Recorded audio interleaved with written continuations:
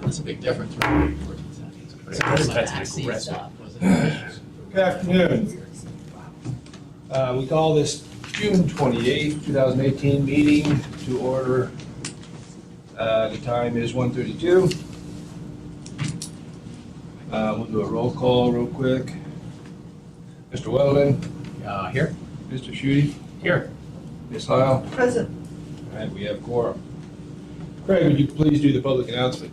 Yes, all AMATS meetings are open to the public. If we have a business item, we'll have presentation by staff or consultant, and then the committee will be given a chance to discuss the matter, and then after that, the public will be invited to comment. Thank you. We have approval of the agenda. Move to approve? Second. Do we have any changes?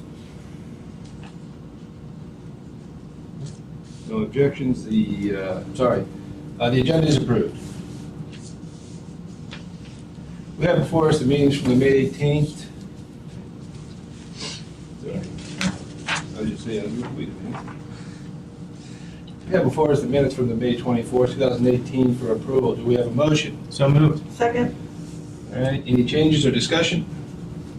Just that when I reread the minutes, I sound much less intelligent than I remember being. Lori. Hearing none, the May 24th minutes are In order. all right. Moving on to agenda item 5A, AMATS Transportation Improvement Program, TIP, Edmond 19. Craig, will you be presenting? Yes, I will. So we have a few changes in here that are related to our allocation. Allocation, again, being tables 3, 4, and 5. Some changes to the transit table number 7, which is reflecting the railroad's use of their FTA funds. And then we have one change that was made at the TAC level that I'll mention here in just a bit. So in table 3, we have a few changes related to O'Malley Road and the pavement replacement program. So there were some cost overruns in the O'Malley Road reconstruction project. So we're reflecting those in this administrative modification. We have a little less money that was needed for the Rabbit Creek repavement project. And so we're decreasing that amount that's needed there.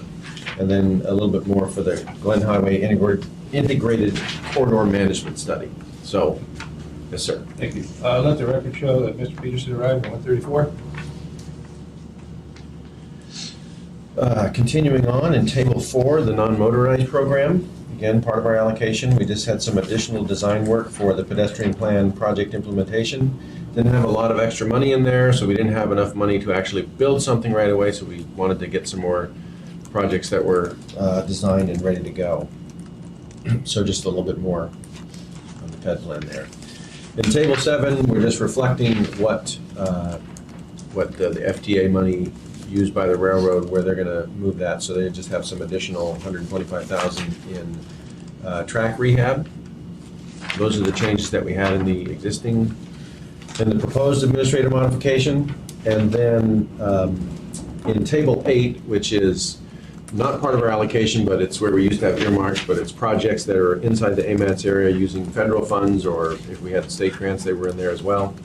And so in this case, what we have is a grant that the Public Transportation Department has applied for related to electrical infrastructure to accommodate electric buses in the future. So they've applied for this grant, and in order to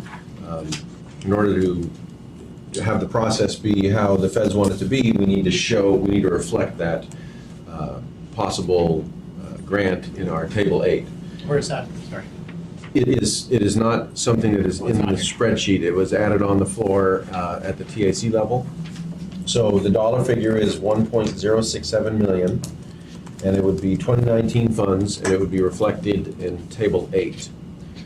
So I'm going with the idea that they'll be successful in getting that grant, so we won't have to do anything. But if something were to happen and they didn't get that grant, we would just have to do an administrative modification at some point in the future to take that out. But we'll go with the fact that they're going to get it, and it's 1.067 million in 2019, and The changes that are in the administrative modification, along with that addition, were all approved by the TAC unanimously 2 weeks ago. So it's before you today to hopefully approve. Any questions or comments by the committee? Mr. Wowzer? Sorry, go ahead. I saw on the O'Malley, the 500,000, there was an increase because they had more peat or something in the dip there at Independence. It was about that amount. Is that this or is this something else? Yes. I wouldn't know, but Yeah, there's actually an increase in the amount of funding because of a data or a peak. That's what that is? Yep. Okay. Were they expected to be working as much as they are this summer? It's I was surprised at how much more was left. Let me ask member of the audience, Jim, can you talk at all about the O'Malley project and the amount of work that's going on right now? They're on schedule to be putting top lift down over the next couple of weeks. They've already got ATV down throughout the lift, but much beyond that, no. That was what was delivered at the status meeting this morning. I know there was an additional request recently for another amount of money because of a gas line hit that they had. So there's another request working way through the process now for some additional ones. It's looking great. I just thought it would be done sooner. I was just surprised, but it looks good. Mr. Schutte? I lost my train of thought. Oh, yeah. Just a comment on the memo, and I've already shared this with staff. They do a wonderful job of explaining it, but when we get our packets beforehand, these don't tell me very much. So if there's any way that we can pass that along, that if the memos can include at least some of the narrative that you provide, I don't want to cut you out of the job, Craig, but when I read these before I talk to you, it doesn't make a lot of sense to me because I have questions. What does this mean? Why did this change happen? And I don't always make it to TAC, so that's my job security. help me help you. Thank you. Mr. Chairman. Yes, sir, Mr. Peterson. Thank you.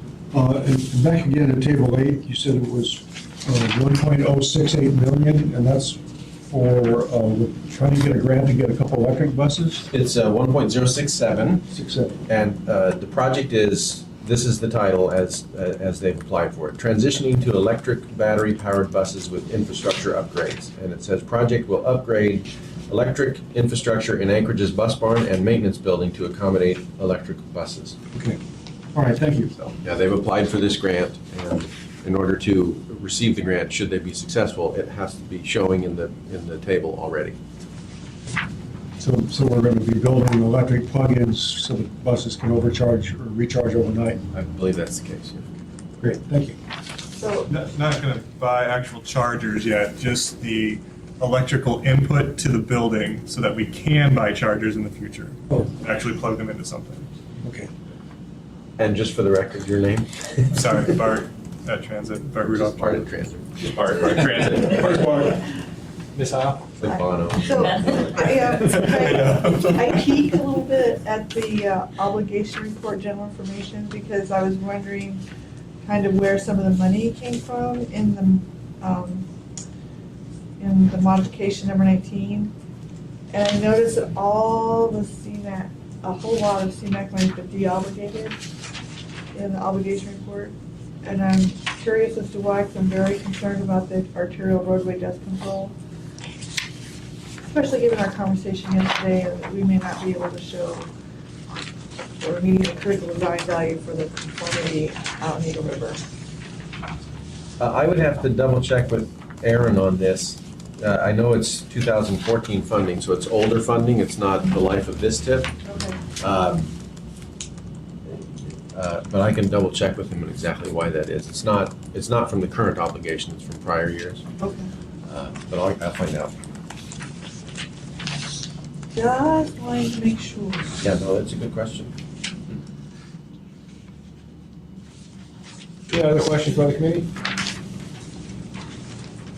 Any comments from the public? What is the will of the committee? I'll move to approve. Second. Are there any objections to approving the motion? Hearing none, the motion is approved. Let the record show that Mayor Berkowitz showed up. Has joined us.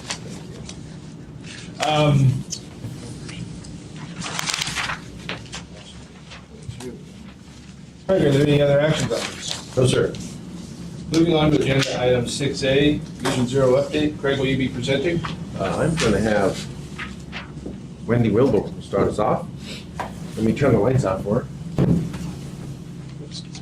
We've prepared an abbreviated presentation today, but there may be some people interested in the full one, but we were told we had 10 minutes. So we can go full or we can go abbreviated and answer a lot of questions. For those of you who don't know me, I'm Wendy Wilbur with Kittleson and Associates. Can I jump in? How long is the full one? It can be as full as you need it. It can be, 15 minutes? Then I'd go, let's do the full one. If it's an hour and a half, then maybe we don't do that. well, it's not an hour and a half. I'd say it's about 30 minutes if I kind of brush through some I of it. missed it at the tax. I don't know. Mr. Chairman, I'd recommend we start with the abbreviated because it actually does a very good job of Okay. capturing the key points. Okay. Okay, and we can answer questions, and we've got so much data that we could be here for 3 days. Most of you have seen the presentation or some version at one point or another. Good news is I've been working hard on the draft report, so we have some updated slides, and we've got just a minor change in direction that is just keeping up with the latest and greatest Vision Zero. So with me, I have Andrew Ooms from Kittleson and Associates. He's the data guy. He's the data guy. I do my best. He does his best. He does well. And we have Holly Spot-Torres from Huddle, who is helping us on the project. And we also have Agnew back on the team. Thank you, And sir. HDL. And HDL Engineering to help us with countermeasures. It's a great project, by the way. Super fun. All right. So I'd like to start out with where are we in 2018 with our statistics. This is an informal count. The fatalities are from DOT. They are all of the fatalities in Anchorage. We've lost 4 people in a vehicle, and we have lost 2 pedestrians so far this year.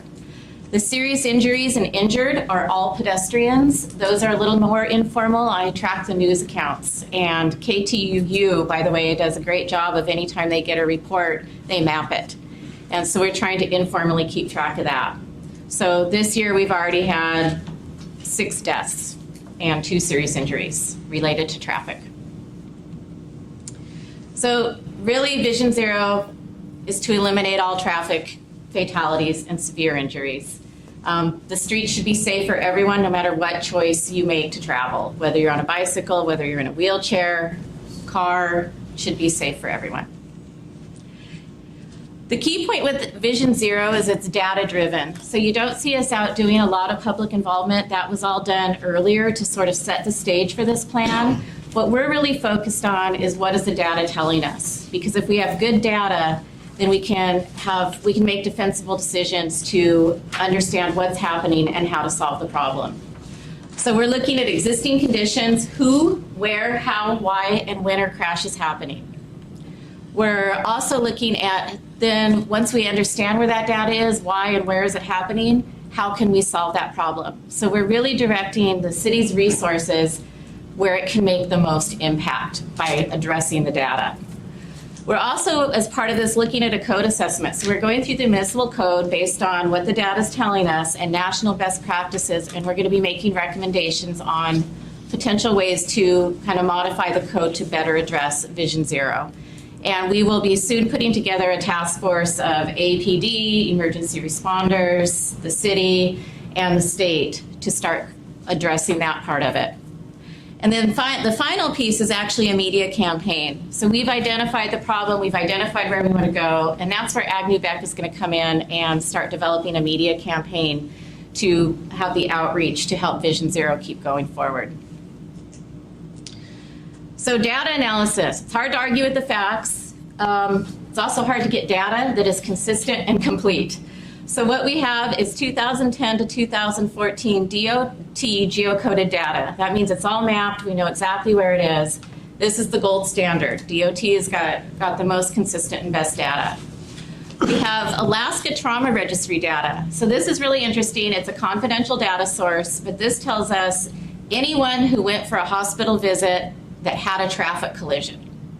So we can just look at the bigger patterns. So we're not just chasing fatalities and severe injuries. We can actually look at the bigger traffic patterns and who is impacted.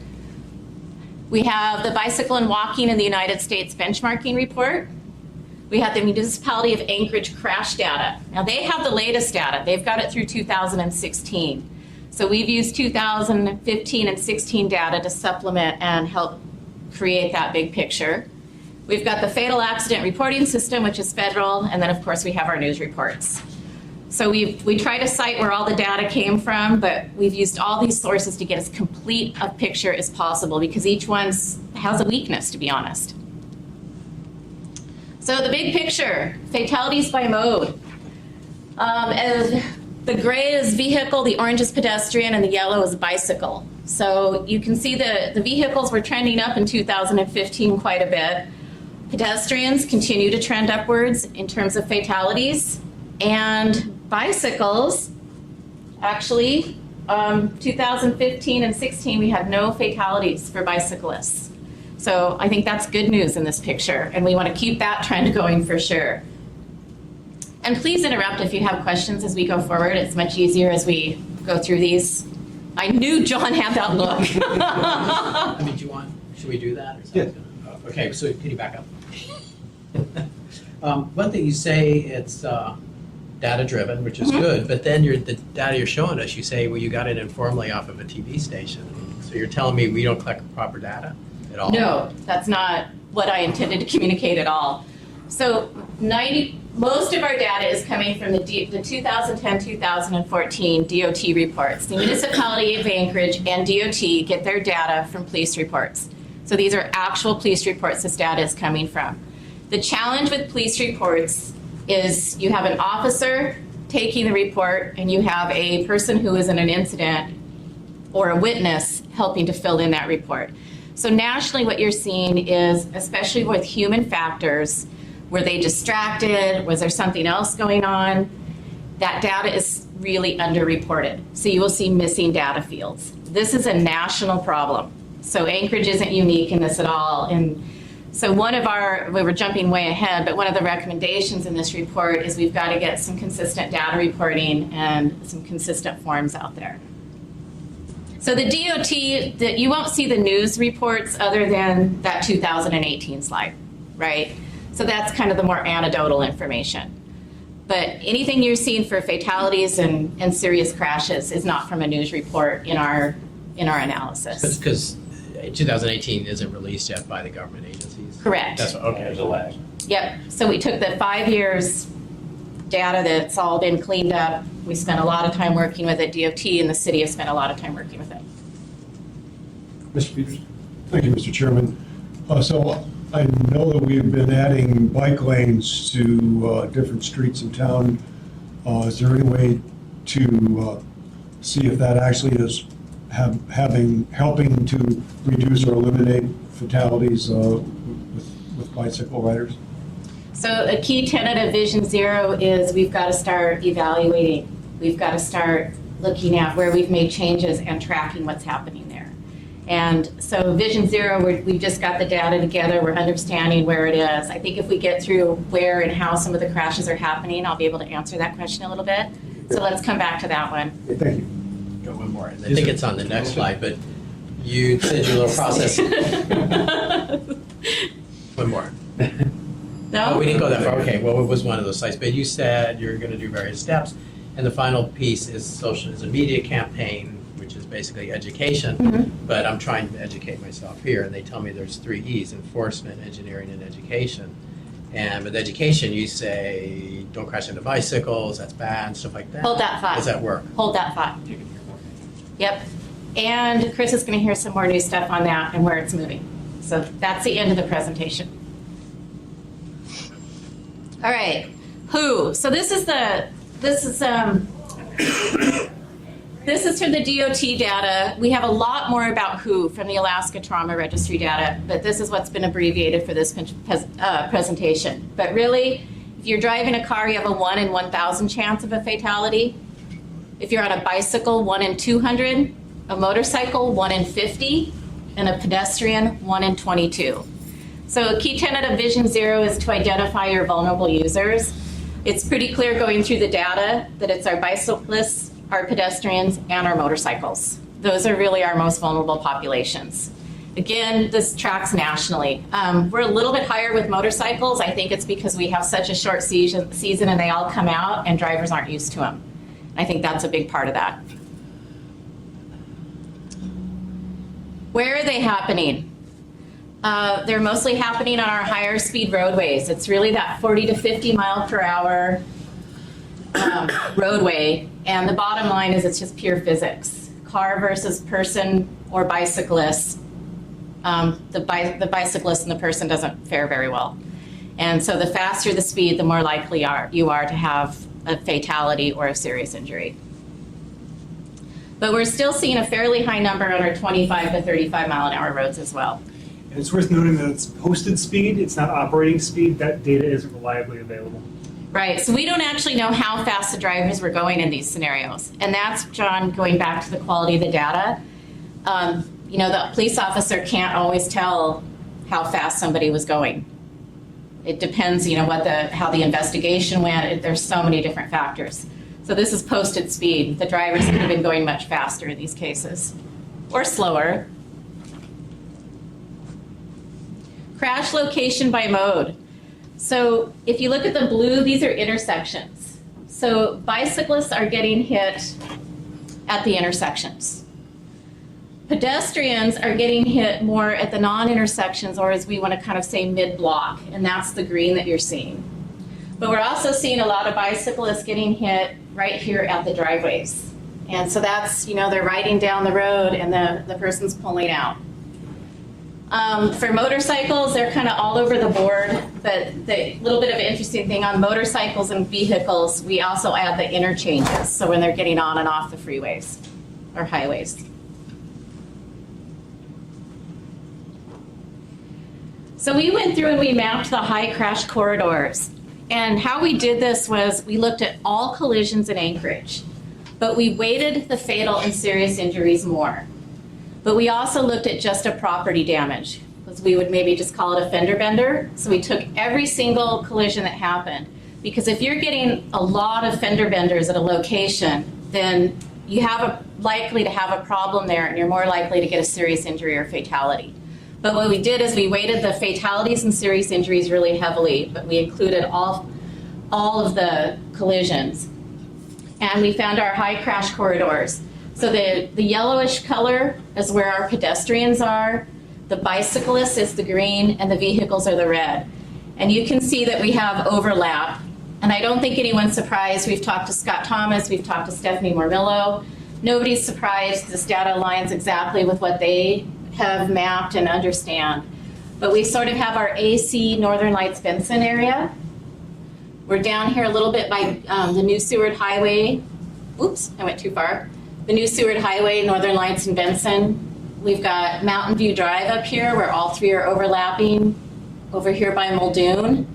So these are the areas where Vision Zero can have the most impact and we can allocate the resources. Yes? So the question I would have is, how did those high crash corridors correspond to use corridors? I mean, in other words, are you having more accidents there because there's more use in those places? Is the rate of accidents the same or different there than it is in other locations?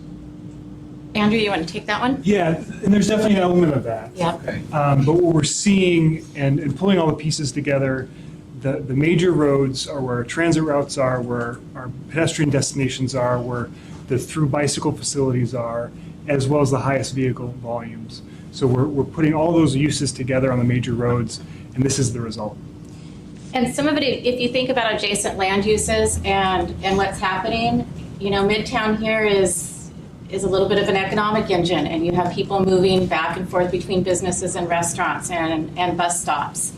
Same thing, we've got some pretty high dense housing. They're going over here to Fred Meyer. So some of this is just by adjacent land use as well. These are our denser areas and where we have more people walking, bicycling, and there are higher volume roads. So it's kind of a marriage of all those things. Thank you. So, and from the data, it didn't tell us for sure, but it looks like quite a few of the pedestrian fatalities could be caused because they're jaywalking. Do we have a statistic that lists? So this is Andrew's favorite question. I'm going to let him take this one. I owe him that one. So unfortunately, the data is a little spotty on that. We're looking at fatal and severe crashes. There are about 75 pedestrians in our main group. 2/3 of those don't have a pedestrian record. So we have no information on what the pedestrian was doing. So that's one of our major actions. From what we can tell is they're not necessarily jaywalking. There's certainly some characteristics there, but there's also, drivers fail to exercise due caution flags.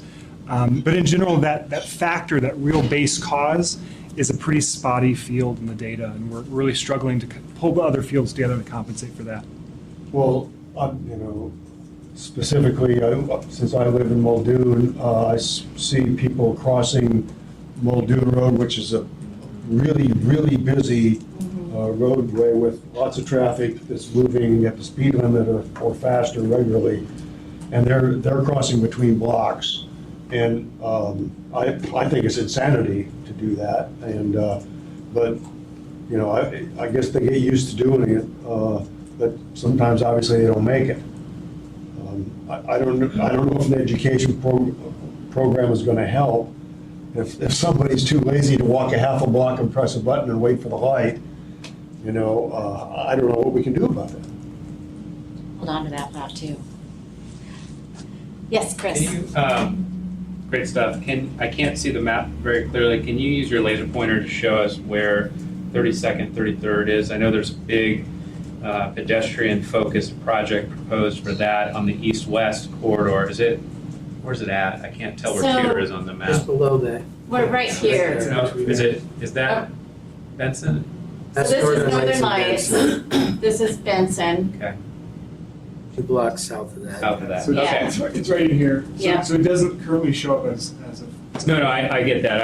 I'm just trying to think in my head, if one of the reasons that we have a high incidence of crash occurring in the corridors, it's not only because of the land uses, and we're all going to Walmarts and Fred Meyer's Right. and Barnes & Noble, but maybe it's because that's, as the mayor was asking earlier, that's the high volume route. That's where we just, much like car drivers, a lot of people that are walking or biking are Yes. still taking Northern Lights because it's fastest. Now, if there's alternatives, will we see this change? Exactly. So 32nd becomes what we call a parallel route. And so you have a safer route for people to take, and we try to get them off of those main routes. So that's likely going to be a recommendation, is what we're going to be looking for is complete networks. So right now, Vision Zero will help us focus in on where are the problems, and is there a safer parallel route where we can double use the word there, where we can construct that complete network for bicyclists and pedestrians and give them a safer option. These are your high-speed, high-volume roads. There's no doubt. They're super blocks. So in some cases, people have to walk a really long way to get across, and so they're more willing to jump across the road. Or they may be crossing at a legal, unmarked crosswalk at an intersection where they actually have the right-of-way, but no one knows that and no one is complying with that. Right. And no one's enforcing that. Right, they end up being dead right. Right, exactly. Can I put this? I think you show these are busy streets and you'd expect these things, but as I'm looking, I'm going, well, look at the busy streets that don't have these problems. I mean, you have, I don't see, Sand Lake's pretty busy, Raspberry are not quite as busy, but you see bicyclists and walkers in those areas. And of course, Abbott and O'Malley are pretty busy, and there are bikers and walkers on there, but quite a few here. Old Seward Highway, that's a mess to bike and walk on. Some people do, you see them, but I don't see the accidents there. So there are some that look tragically poorly equipped for walkers and bikers and stuff, and I don't see them on here. But they're not showing up as the high injury, exactly. And these are wide. They're wide, they're fast, they're busy. And when in the actual report, we have a dot for every single collision, every fatality, so you can see the locations more. But in order to sort of understand what's happening and where to focus resources, this is where it's happening. So when are they happening? Not surprising, they're happening really during rush hour. That's when, people, I don't think there's any surprise there. We don't need a lot of explanation. But we're also seeing an interesting pattern where we've got a little bump late at night where we're seeing the bicyclists and pedestrians and motorcycles. We're having some more crashes here that late hour. And those are mostly during the summer months where people are out later. And roadway lighting, most of it's in the daylight. You see the bump as we hit September, October. Right here, we start getting dark, people are still out. So it makes sense, you have more bicyclists out, you have more pedestrians out. I think frankly, you even have more drivers out in the summer. And you have faster speeds, so it's the daylight hours. As winter starts hitting, the speeds slow. So you're actually having a few less fatalities in the winter, which is kind of counterintuitive, but we have slower speeds. But as it gets dark, we're seeing the pedestrians and the bicyclists. And I know DOT is looking at a new lighting project on Northern Lights in Benson to address that. And so they've acknowledged that and are improving the lighting. Northern Lights Benson and a portion of the Seward Highway, I believe, to get some brightness out there in one of those high-risk corridors. How much of it? Do you know? I don't know how far it goes down, but I know it's really concentrated around the mall formerly known as Sears. Okay. Good idea. Is this what I was giving you? Yeah. I was supposed to give you the I just kept going. We're a team, it's I fine. know. So here's where we've been trying to dig into those human factors, and like I said, the fields can be a little spotty in this. We pulled out what we can. But it's clear, obviously cars are piloted by humans, and those humans are subject to error and irresponsibility. So combining drugs, alcohol, speeding, running red light, and driving distracted, from what we were able to identify, so maybe a low estimate, it's about 40% of the overall fatal and severe crashes. So let me ask a question about that. Yeah. What percentage of people using the roadways are intoxicated, speeding, running red lights? I mean, is that sort of a rough, is that proportionate or disproportionate? These are clearly more dangerous than typical driver behaviors. I'm not aware of any data anywhere that really has a thorough assessment of this. Vision Zero, we try not to resort to anecdotes, but look around, and cell phone use is pretty common in cars, for instance. And I think alcohol and drugs are more common we'd like there to be. And is there any correlation to people driving with suspended licenses or driving without valid licenses? That hasn't popped up in our data, but typically those drivers are more dangerous, certainly, than the typical driver. And again, the lack of information here is consistent nationally. You can pull the national trends, and Anchorage, we're all people at the end of the day, and so we tend to follow national trends because they're people too, right? And nationally, distracted driving is an epidemic. It's a public health crisis if you look at any of the studies. Plain and simple. I don't think it's any different here. The numbers are starting to go up. The need to collect that data is starting to go up. But it's extremely hard for a police officer. He's at okay, this person failed to yield. Or she. Or she, they, in my report. So she notes that they failed to yield. But what she doesn't know is maybe that driver looked down to reach and pick up the cell phone. And there's no way for the police officer to know that. And so it's really, really hard data to get. Even something as fundamental as speeding is difficult to discern after the fact. And then, so we mentioned fatalities are about drugs and alcohol are present in about a third of fatalities. Another way to look at it, this map, and it's a little hard to see where the roads is, but this is the whole bowl. Red crashes are fatal and severe red light running crashes. Brown are speeding related crashes that the driver was competent enough to check that box.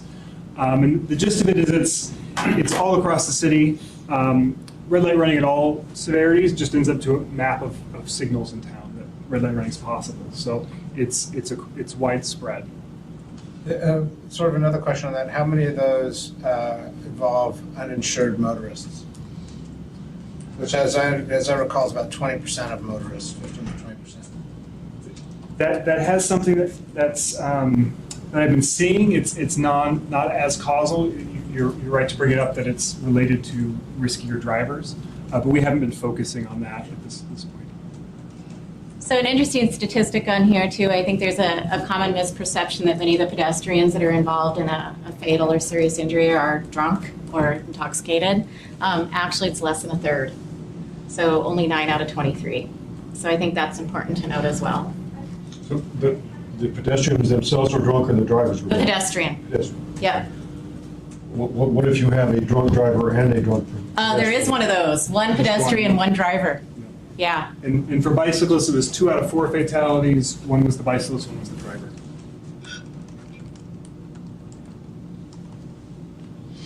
I'm looking at the how, particularly with crash types. First off, separating the vehicle and pedestrian vehicle from the bicycle.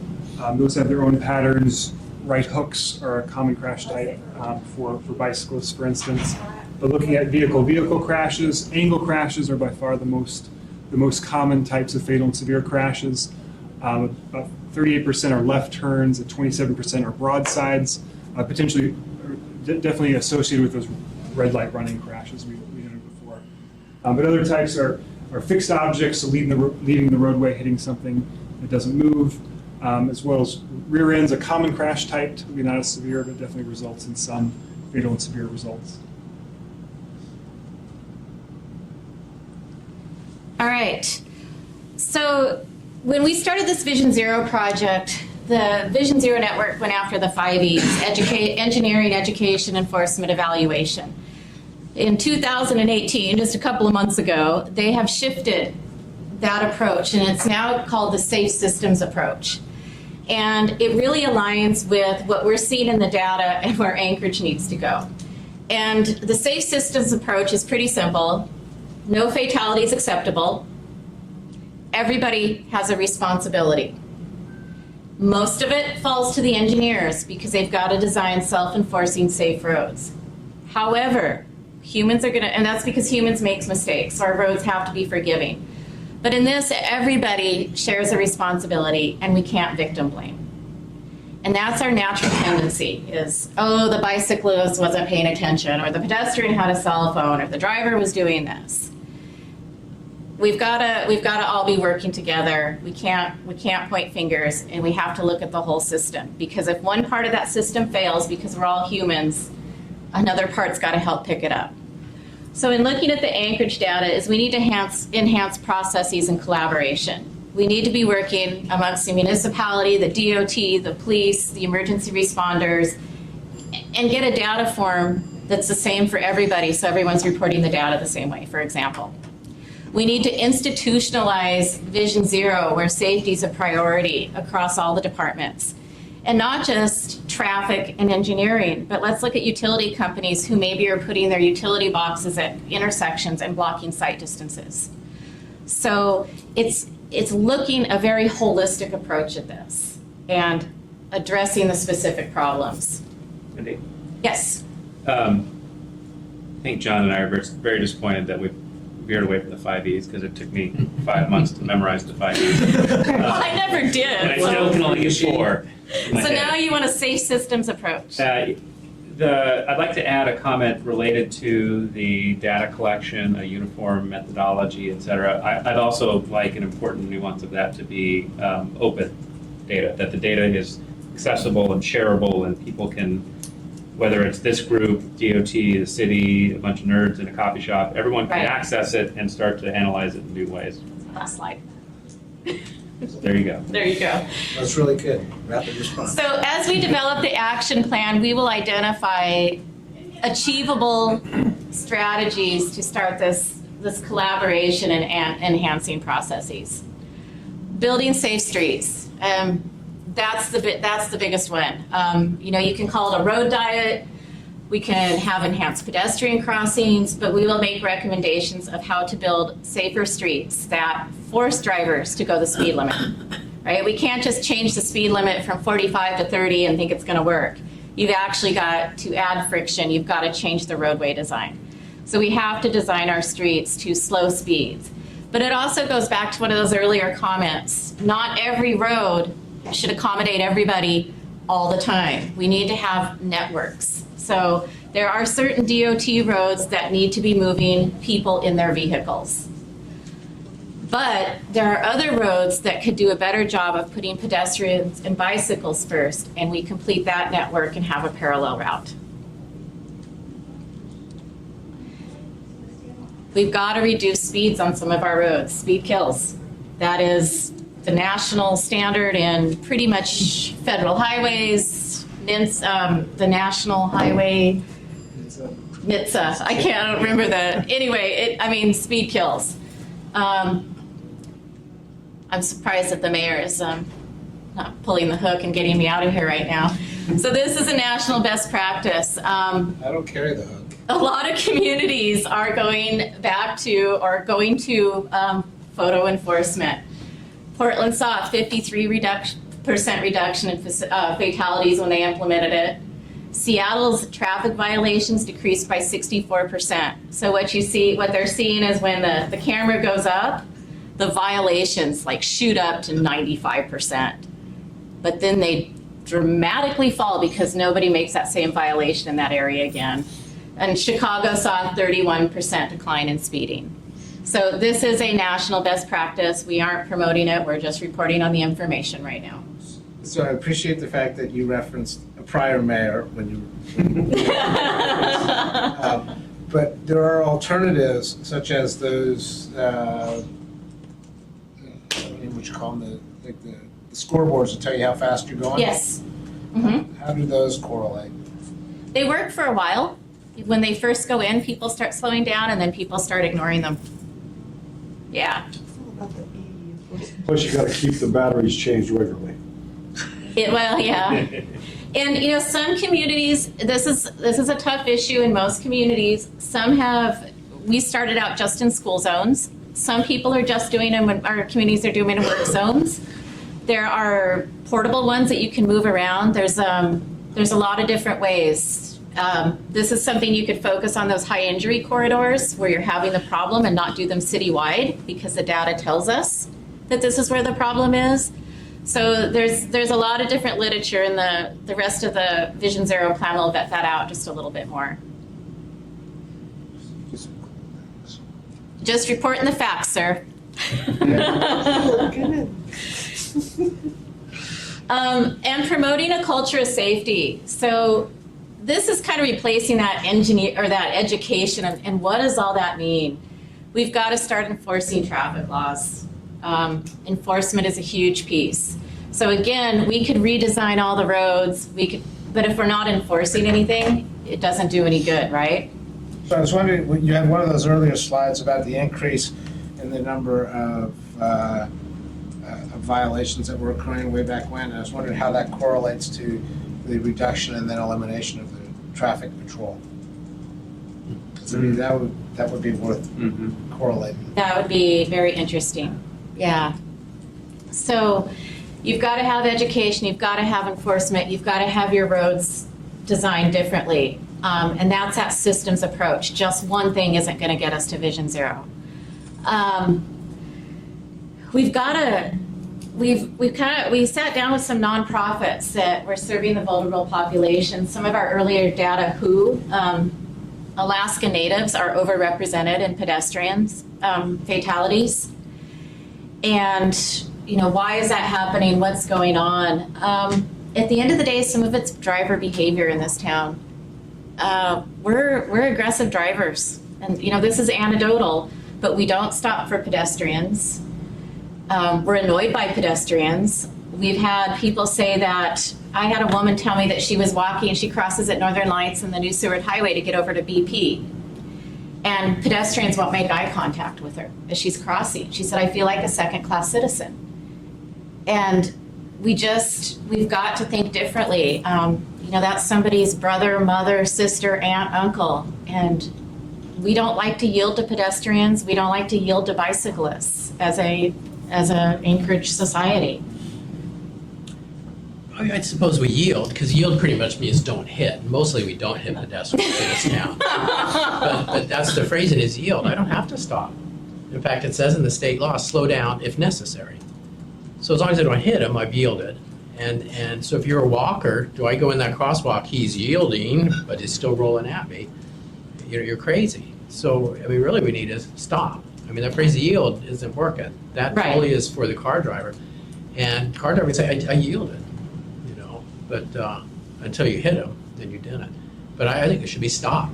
Well, of course it should be, Stop for yeah, I mean, pedestrians and it should be stopped. We should have a situation where if there's a pedestrian waiting to cross an intersection, we stop and we get that pedestrian across safely. I mean, how many of you have been to another community and not even a signalized intersection, but it's a crosswalk, and you go like this and all the cars stop and you're surprised? Oh, yeah. I mean, that's happened to all of us, right? You're like, whoa. White Horse is one. I mean, it's amazing. Yeah. You just go there, you stand on the curb, and you just go like this, and they stop, and you walk across. I was recently in Spokane because you are even in Anchorage, you are allowed to cross at an intersection, whether it's marked or not. That you have the right of way as a pedestrian. So even if it's an intersection but there's no crosswalk, you have the right to cross. And I was in Spokane on a busy 3-lane arterial road, and I walked up to the curb. I'm like, oh my God, this is going to take a long time. And they stopped. There was no crosswalk, but they saw me standing there and they stopped. They stopped. So it's a cultural problem, and we've got to start changing that. I think an important piece of this too is talking about culture. Is how do we make the pedestrian and the bicyclist a more prominent fixture in some of these areas and give the drivers visual cues. And this is a pedestrian scramble. Obviously, we don't have enough pedestrians to merit this. This is where all the signals stop and pedestrians can cross wherever they want. But this is in Chinatown and Oakland. But as a driver, boy, do you get a visual cue that there's pedestrians in this area. And this is actually, I believe, 2 lanes each direction. It's a really busy 4-lane road. But as a driver, you get a visual cue with this, big, beautiful intersection that there are people here. And so I think that, integrating culture, we have a rich culture, we have the Welcoming Anchorage initiative. Can we start branding some of our crosswalks and start bringing back to that person scale?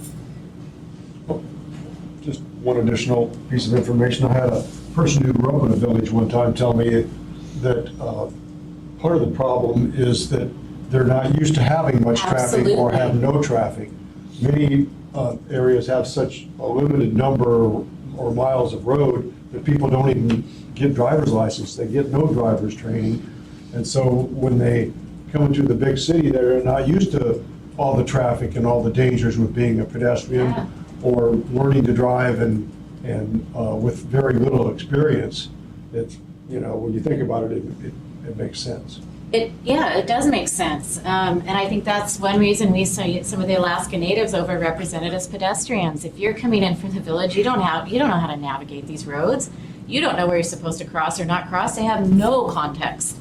And I think that's where our education comes in. When we sat down with the nonprofit agencies, we discovered that they give welcoming kits as some of their clients arrive. And so we thought, great, if we can get some driver education that's culturally appropriate into these, or pedestrian bicycle driver education into these welcoming kits to help keep them safe on the roadways, then that's a great solution. We've even talked about where bus stop locations are. If we're asking a pedestrian to get off a bus and cross the street, there's a conflict and there's a risk. Can we do, depending where those are located, so if our bus stops are far from the intersection, I think UAA is probably a prime example of this. People aren't always willing to walk, but we had to add some pedestrian crossings on right in front of Providence in UAA because people weren't willing to walk to the light and walk back. And so making sure where our bus stops are located close to intersections so as passengers get off, they can easily cross. And then improve data and be transparent. We've got some data holes. We need to do more, we need to know more, and we need to monitor what's happening. And that goes back to, are bike lanes helping? Is that the right solution? Are we designing them properly? And so Vision Zero, in order to live and to go on, has to be institutionalized. And we have to continue collecting data, and we have to be evaluating and monitoring that data and constantly shifting and responding. because it goes back to so much of this is human choices, and we are unpredictable as humans, and there's new technologies, there's new kinds of automobiles coming our way, and how is that going to change it? So this has to be a continual data collection process. I know, talking to Scott Thomas and Stephanie and her crew at the city with data, they would love to have consistent data. The police would probably love consistent reporting and an easy way to do it. And then being able to share and putting that data out there is so much easier. So our action plan will revolve around these 5 key themes, and we will identify short-term projects, kind of that low-hanging fruit, longer-term projects, and what can be done to affect Vision Zero. I apparently have to go. And I apologize to the rest of the committee, but it seems to me that one of the great benefits of what Vision Zero does is bring a different kind of mindset to looking at these. We had called them accidents. I wish we wouldn't do that, because we need to have the same approach that we have when there's an officer-involved shooting, or if there's an airplane has an incident, where we analyze what happened and see what kind of procedural or architectural steps we can implement to prevent it from happening in the future. So this is the right mindset. It is a cultural shift, yeah. There are very few real, genuine accidents in the world. That is exactly Vision Zero, yes. Since we've increased the number of officers on our police force, we could, highlight a specific area, like say, okay, this month or this week, we're going to go after red light runners big time. No warnings, tickets every single time. I think the word would get out among drivers in a big hurry, and they would maybe reduce the number of times they do that. Unfortunately, they've gotten used to being able to do it for a long period of time, and it's become a habit. Yeah, yeah. I mean, when I'm driving, I look both ways before I pull out, just like I was a pedestrian. That's how crazy it is out there sometimes. So we have stepped it up, and it has had an impact. You think so? Yep. Good. I think one of the interesting things about the data in Anchorage is most communities, you're seeing the lower income areas overrepresented. And when we started this project, we thought maybe we would be seeing Mountain View, Fairview, our lower income areas, having the higher rate of pedestrian and bicycle fatalities, because that's the national trend. And I'm happy to say we buck the national trend there. And that's because they have great grids. You've got lots of streets, lots of crossings, and you've got sidewalks, because they were the older communities developed. So I think it's great news that we're not seeing that kind of data in our report. So, Except for 2018. well, 2018, yeah. Those areas not only have the kind of the grid thing, but they've also been traffic calmed in there. I mean, Yes. You've got those little. They've got things the that slower stop that speeds. Speeding traffic between them and Yeah. Mountain View. So it's like we've kind of gotten ahead of your efforts there already. And I think some of that too is you actually have more bicyclists and pedestrians in those areas. So you have a little bit higher driver expectation. And one of the challenges with Anchorage and pretty much every community is we don't have good pedestrian and bicycle data, how many people are out there.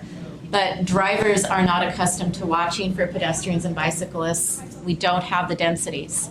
And that is part of what's happening. Plus, there's very high public transportation ridership in that area. Yeah, exactly. So the report actually has a lot more data. We are expected to give Chris a draft in about 2 weeks. And then we will jump into the action plan and the code changes. I will expect to see many of you as part of that effort as well. Okay, good, thank you. Okay, we've had several questions during the presentation. Are there any additional questions or comments by the committee? Any comments from the public? All right. Moving on to agenda item 6B, 2040 MTP update. Craig, will you be presenting? Yeah, just real quickly, so the stage we're at right now is we're gathering information on the projects and the alternatives so that we can start the modeling. So we're basically speeds, number of lanes, all that sort of stuff, so we can do that that modeling work. So that's what we're doing right now. So other than that, not too much happening. All right, any questions by the committee? Any comments from the public? Seeing none. Moving on to agenda item 7A, second quarter obligation report. Craig, will you be presenting? We'll present this as well, and this is, again, this is our second quarter of the federal fiscal year. In the second quarter, we're required to be within plus or minus 10% of the allocation and what we have in the tip, and we're at just a little under 5.26%, so we're within where we need to be. Let me turn the light on. Okay. Sorry. Sure. Thanks, Not mine, so not too much to report. This is reflective of what we did in the admin mod. Again, I talked about in table 4, which is the non-motorized stuff. We had additional funding needed for design work on the pedestrian plan. So that's part of what we're just finished obligating there. There's not too much left to obligate in that category. For the most part, we have, it's the big chunk of the obligation still left to have is the Abbott Road and the pavement replacement, but we talked about that earlier, how much was needed there, so that's table 3 and table 4. Table 5, CMAC, it looks like we have obligated most of that. We have about the traffic control signalization, still waiting to finish up, and the bus stop facility improvements, still waiting to obligate, but those should be tracking just fairly well, just fine. And that's about it for the op report. We used to have the NHS on here, but Aaron has not included it this time for whatever reason, I'm not sure why. But it was just informational, so. We're where we need to be, we're plus or minus 5.26, and we need to be plus or minus 10, so. Thank you. Any questions by the committee? I have one. Yes, sir. Mr. Reed. I understand in the column called current project phase, I understand what D and C means. What does U mean? Utilities. Utilities, thank you. Mr. Wells? So look, is there any project that's like way off schedule? No, we're tracking very well.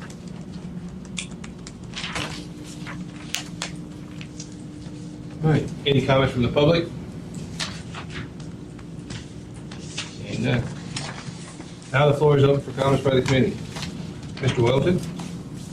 Oh, nothing to report, thank you. Mr. Peterson? I actually got an email, and I printed out to bring with me shortly before I headed this direction from Beth Nordland, who's head of the Park Foundation. And she was having a hard time weaving her way through the website of AMATS, and so she had some questions for us. And she sent it to John and I. So I sent it to Craig. Yes, I sent it to staff. okay, all right, good. Just want to make sure you're aware of it. I saw Any it. comments on that? So it looked like she was asking, she has a list of projects by different types of funding and wondering where, kind of the status. In other words, some of those may be bond funds, some may be grant funds. The ones that she was asking about that were AMATS related are projects that were nominated for the TIP, and we're just meeting this week to kind of finalize our scoring of that. So we'll be able to start putting that into a draft TIP here soon. I honestly don't know where the line is going to be. We have not done the non-motorized one yet, which is the one that she's interested in, but we should know fairly soon. We hope to have a draft TIP so that we can ask you folks to release it for public review, public comment. We hope to have that next month. So were the projects that were AMATS related on the list anyway? Those were projects that were nominated. They were, okay. I don't know. They're not I have my scores. projects. I don't have any idea what anybody else's scores are and where things bubble up because several people score. I just want to make sure they're at least on the list in play. I mean, someone really, Well, probably. they were nominated, so they're right. in play. Yeah. Yeah. That's good. Well, and we were just talking about trying to get to zero for fatalities, and if we had more trail connectivity, we might get to a point where the bicyclists didn't have to ride on the roads as much, which would give us a better chance of getting to permanently zero there, hopefully.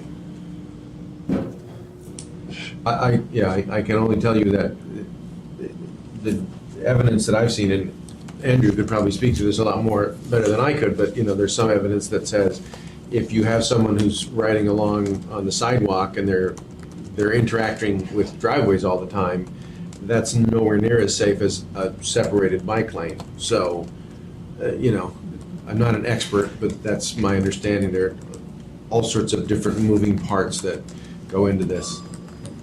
I won't ever ride in a separated bike lane. I don't have the foot spot to do that. So I'm going to be on a separated pathway. I'm going to be on a. You will one day. No, it's never going to happen. I don't own a bicycle, just for your information. Yeah. I have no plans on buying one. Yeah. Well, there's. Mr. Shudi? No, thank you. So, I have none. Any comments from the public?